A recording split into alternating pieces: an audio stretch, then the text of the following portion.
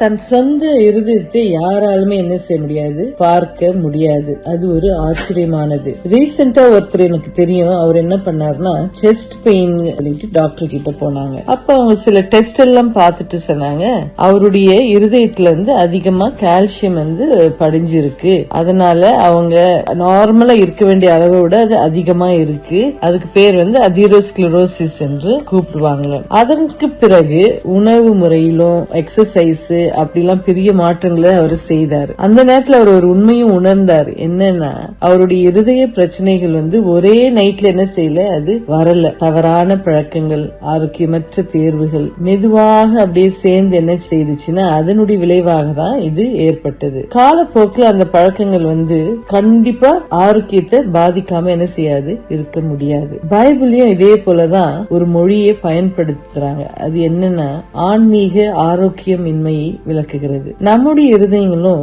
தேவனிடத்துல மெதுவாக கடினம் ஆகலாம். ஒரு நாள் ஒரு தேர்வு என்ற வகையில் இன்று நீங்கள் அவருடைய சத்தத்தை கேட்பீர்கள், ஆனால் கலகம் பண்ணின நாளிலே போல உங்கள் இருதயங்களை கடினப்படுத்தாதிருங்கள். இந்த வசனம் எபிரேயர் 3:7-8 சொல்லுது. தேவன் எகிப்திலிருந்து அவங்களுடைய ஜனங்களை விடுவித்த பிறகும் அவர்கள் என்ன செய்தாங்க, வனாந்திரத்துல இருக்கிற காலத்துல அவரை சோதிச்சு என்ன செய்தாங்க, பரிசோதித்து வந்தார்கள். அவங்களுடைய தேவைகளை எல்லாம் அவர் பூர்த்தி செய்தார். ஆனாலும் அவர்கள் அதை உணர மறுத்தார்கள். அப்படின்னா நம்ம பற்றி என்ன, எந்த பழக்கங்கள் தினந்தோறும் நம்மை தேவனிடமிருந்து விலக்குகிறது, எந்த தேர்வுகள் நம் இருதயத்தை அவருக்கு எதிராக கடினப்படுத்துகின்றன. நாம் அனைவரும் சில சமயங்களில் இப்படிப்பட்ட தேர்வுகளை செய்கிறோம். ஆனால் இன்று இப்பொழுதே தேவன் கல்லான இருதயத்தை எடுத்து தம் அன்பினால் மென்மையான இருதயமாக மாற்ற என்ன செய்யறார், தயாராக இருக்கிறார். அதை நம்ம உணர்ந்து நன்றியுள்ளவர்களாக இருப்போம். படுக்கிறதுக்கு முன்னாடி இந்த 2 காரியங்களை சிந்திப்போம். இயேசு சுவாமி எப்படி நம்மளை அவருக்கு சமீபமாக இழுத்து கொண்டிருக்கிறார். அவருடைய சத்தத்தை கேட்க